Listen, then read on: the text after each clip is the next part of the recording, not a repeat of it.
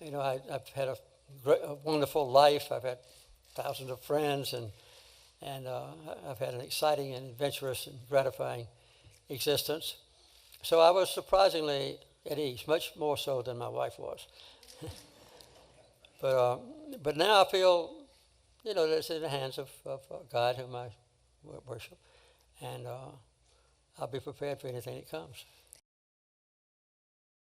From a small-town Georgia peanut farmer to President of the United States, Jimmy Carter aspired to make government competent and compassionate. Our social and political progress has been based on one fundamental principle: the value and importance of the individual. After 7 years as a naval officer, he returned home to Plains, Georgia, before entering into politics, eventually being elected governor of Georgia, using the platform to speak out against racism. I say to you quite frankly that the time for racial discrimination is over. Becoming president in 1977, his achievements were notable, including the Camp David Peace Accords in 1978, the framework for peace between Israel and Egypt. But there were dark days too, including the Iran hostage crisis that, together with the continuing inflation at home and an energy shortage, contributed to Ronald Reagan's landslide victory in 1980. Jimmy and his wife Rosalind founded the Carter Center in 1982, promoting peace, democracy, human rights, and economic and social development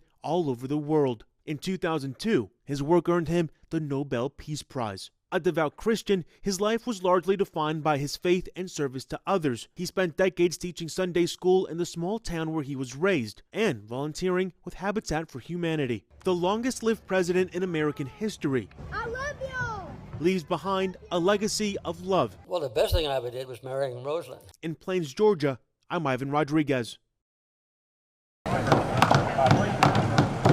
In 1984, former President Jimmy Carter and his wife Rosalind started an annual tradition to build Habitat for Humanity homes.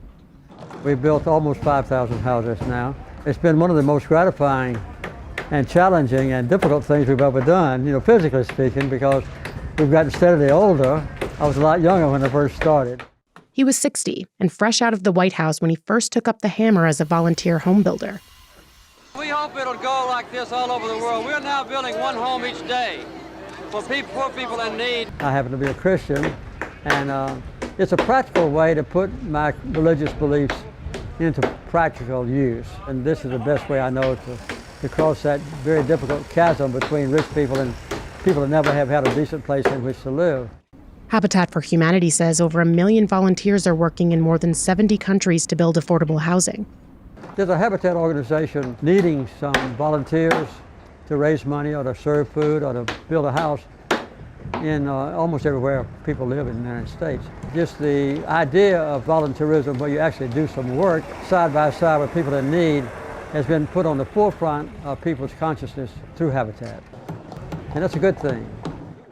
Even at age 95, hours after a fall left him with a black eye and stitches, the former president was on the job in Nashville, power tools in hand, carrying on his tradition of building homes for those in need.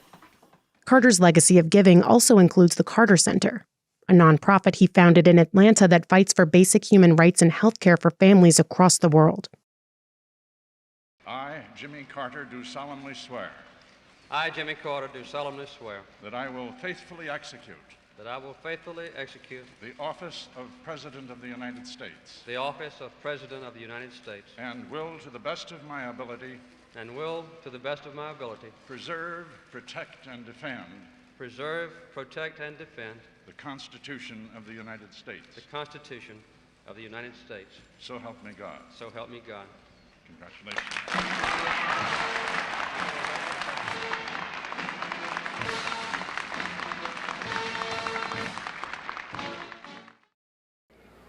For myself and for our nation, I want to thank my predecessor for all he has done to heal our land.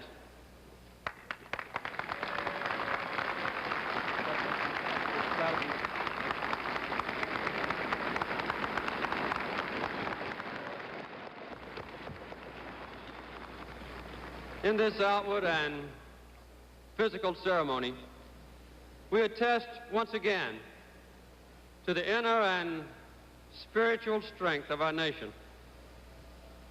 As my high school teacher, Miss Julia Coleman, used to say, we must adjust to changing times and still hold to unchanging principles.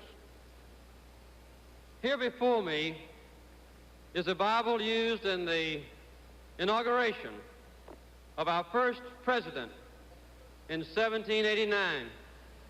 And I have just taken the oath of office on the Bible my mother gave me just a few years ago, opened to a timeless admonition from the ancient prophet Micah. He has showed thee, O man, what is good, and what doth the Lord require of thee, but to do justly, and to love mercy, and to walk humbly with thy God. Within us, the people of the United States, there is evident a serious and purposeful rekindling of confidence. And I join in the hope that when my time as your president has ended, people might say this about our nation, that we had remembered the words of Micah and renewed our search for humility, mercy, and justice, that we had torn down the barriers that separated those of different race and region and religion, and where there had been mistrust, built unity with a respect for diversity, that we had found productive work for those able to perform it, that we had strengthened the American family, which is the basis of our society, that we had ensured respect for the law and equal treatment under the law for the weak and the powerful, for the rich and the poor, and that we had enabled our people to be proud of their own government once again. I would hope that the nations of the world might say that we had built a lasting peace based not on weapons of war, but on international policies which reflect our own most precious values. These are not just my goals, and they will not be my accomplishments, but the affirmation of our nation's continuing moral strength and our belief in an undiminished, ever-expanding American dream. Thank you very much.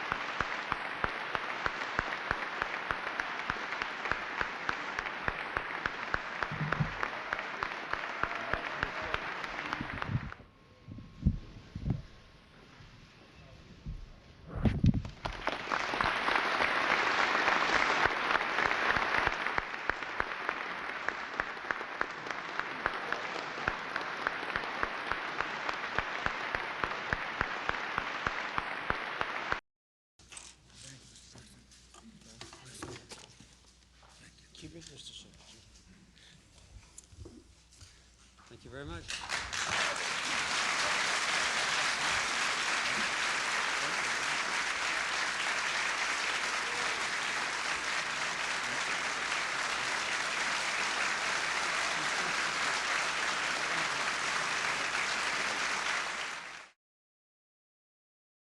The struggle for human rights overrides all differences of color or nation or language. Those who hunger for freedom who thirst for human dignity and who suffer for the sake of justice. They are the patriots of this cause. I believe with all my heart that America must always stand for these basic human rights at home and abroad. That is both our history and our destiny. America did not invent human rights. In a very real sense, it's the other way around. Human rights invented America. Ours was the first nation in the history of the world to be founded explicitly on such an idea. Our social and political progress has been based on one fundamental principle: the value and importance of the individual. The fundamental force that unites us is not kinship or place of origin or religious preference. The love of liberty is a common blood that flows in our American veins. The battle for human rights at home and abroad is far from over.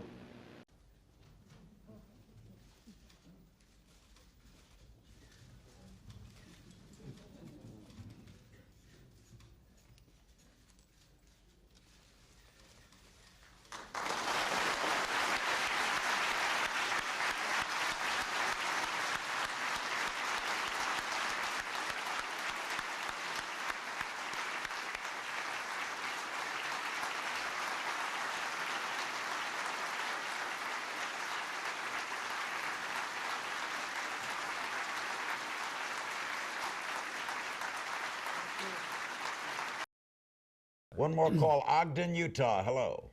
Yes. President Carter, I would like to tell you that the first time I voted for you. I've never regretted it.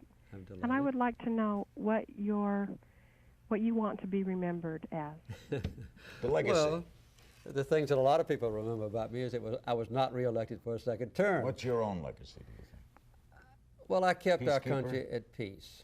You know, I never sent a soldier into battle. I never bombed anybody. I negotiated peace for other people, like in the Mideast and Zimbabwe.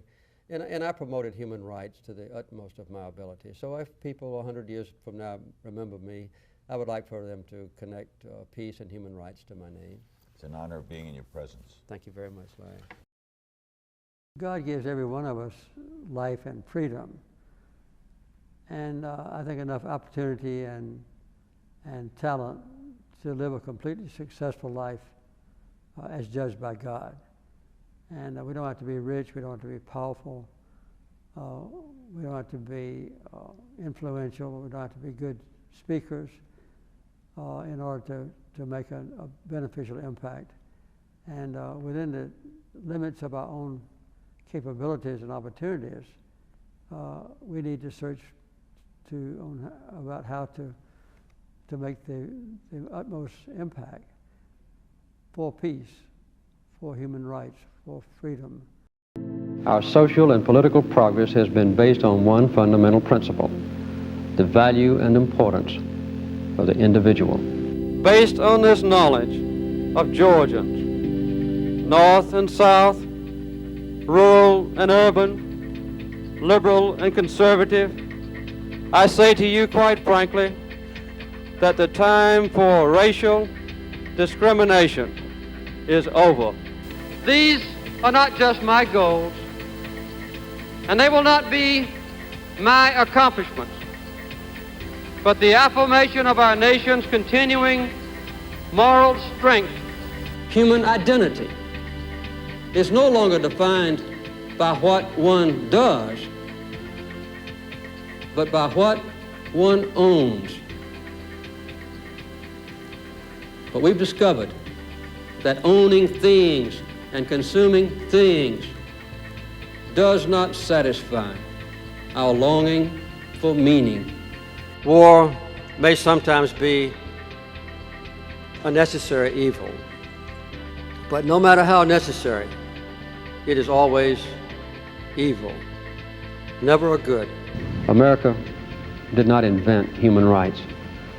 In a very real sense, it's the other way around. Human rights invented America. This is a sad day, but it brings back an incredible amount of good memories.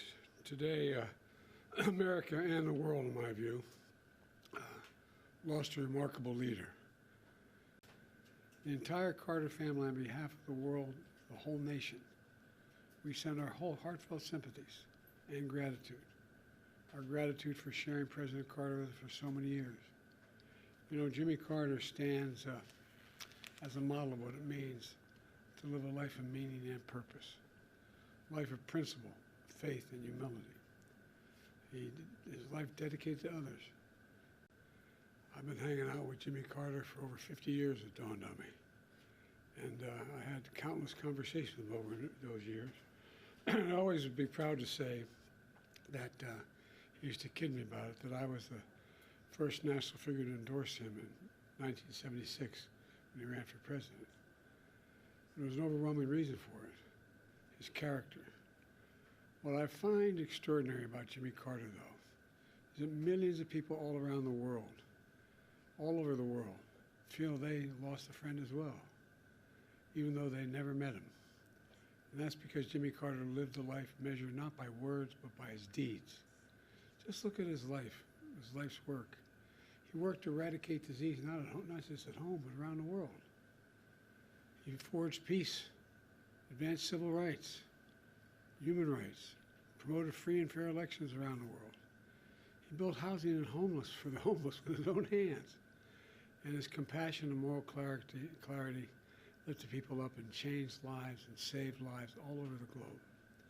We may never see his like again. We'd all do well to try to be a little more like Jimmy Carter. You know, my mom, you've heard me say this before, used to say, bravery lives in every heart, and someday it'll be summoned. Every time it was summoned, he stepped up. Every time, politically, personally, morally. And, you know, everything.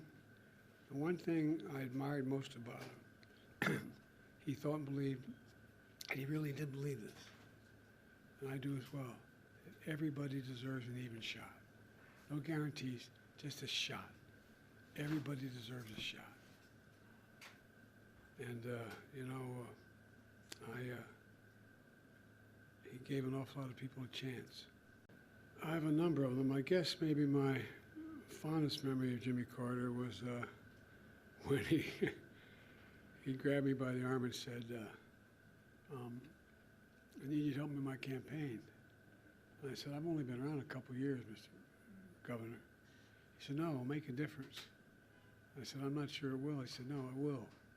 When I endorsed him for president, I told him why I was endorsing him, and that it was not only his policies, but his character, his decency, the honor he communicated to everyone. And, but he was also he and Roosevelt were very kind to Jill and me when we lost our son, Bo. They were there for us. And I don't know, I think that what Jimmy Carter is an example of is just simple decency. Simple decency. And I think that's what the rest of the world looks to America for. I think, and I've spoken to some of the friends of the family, they're helping with the services, and my team is working with his family and others to see to it that he is remembered appropriately here in the United States and around the world. There's a process we're going through that will take a little time to set up this. I announced earlier today we're going to do a major service in Washington, D.C. on behalf of him. But that's a formal procedure that's underway. So I'm sure we'll start talking a lot to the family between now and my main contact is Chip.